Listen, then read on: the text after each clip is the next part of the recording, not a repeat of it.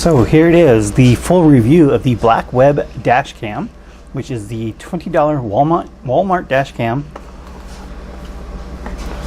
that you can pick up quite easily. The question is, should you? So let's go ahead and open up the box here. Actually, it's been in use quite a while, so I just kind of threw everything in here after I replaced it. So we do get a suction cup mount. We do not get an adhesive mount, but I did not have any problems with the suction cup mount whatsoever. You have this nice long power cable. Unfortunately, this power cable, as you can see, is a socket in and of itself, so it doesn't plug into a power thing, so it doesn't give you any extra USB ports. My car only has one accessory socket, aka cigarette lighter. So this was a big pain. I had to use a Y cable to plug and charge my phone at the same time. So that's kind of a pain.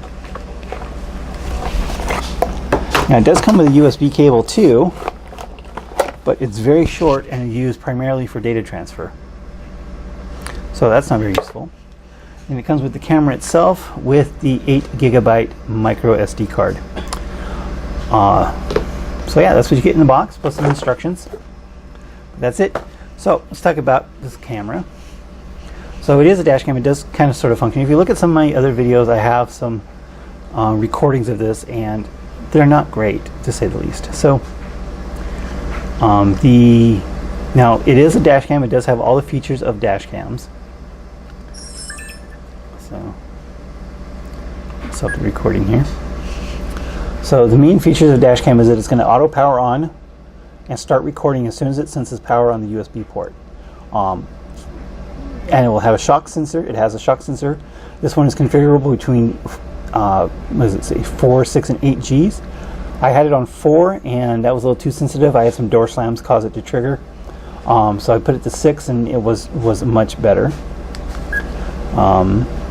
Resolution, you have your option of 720p or 1080p. 1080p is actually just an upscale. It's not a true 1080p.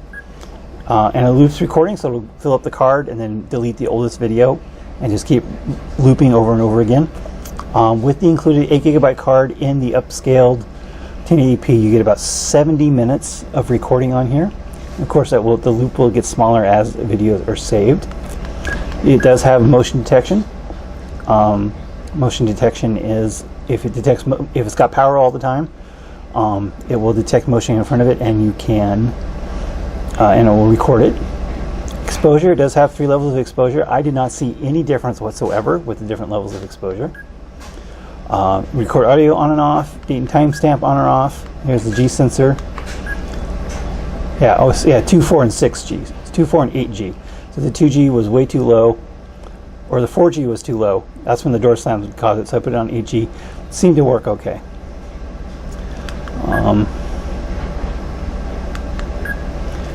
Auto power off. Screensaver. Screensaver is, unfortunately, the slowest time is 3 minutes. This is how much time it takes after it starts recording for the screen to turn back off, which is important for night driving. 3 minutes is too long. It should have a 1-minute option. You can turn that beep sound on or off. Language frequency, 50 or 60 hertz. You can format the card and then reset to default settings. So it does have all the features that other dash cams have. But it really does come down to one thing and one thing only, and that's recording quality, and this doesn't have any. If you watch, I do have some videos uploaded of the recording quality of this camera, and it's really bad, especially at night. All you can see are some bright white light spots. What I wish would be could in some circumstances of accidents, like if you have a green light or not, you'd be able to see that on the video, but that's about it. The daylight has this annoying flicker. I think that started after I upped the exposure, so I think the CCD got damaged by upping the exposure. So that's not good. But the biggest flaw, I should say, not even worse than the recording quality, is that I had a lot of videos corrupted. A lot of, especially saved videos, when I hit the button to record something to get on those car crash compilations, the video was corrupted. Couldn't be read by a computer or by the camera. And so that pretty much renders it useless. Oh, and the other thing is, unlike most dash cams, it will save videos into a different folder on the SD card. This one doesn't. It just puts a flag on the videos so they don't get looped, instead of putting them in different recorders. So when you go to look at the SD card, you've got you just got the list of video files, and some of them are locked, some of them aren't, and you kind of have to guess by the date and time. So that's not very good. So we've got corrupting videos, unorganized, bad video quality. Is it better than having no dash cam at all? Probably not, to be honest. I mean, it's 20 bucks. I guess it's better than nothing if you got like a spare vehicle or something you don't use very often. But honestly, you can get a really good Chinese dash cam, like an Aki, for 60 bucks or 70 bucks, and that does real 1080p, has real good recording quality. And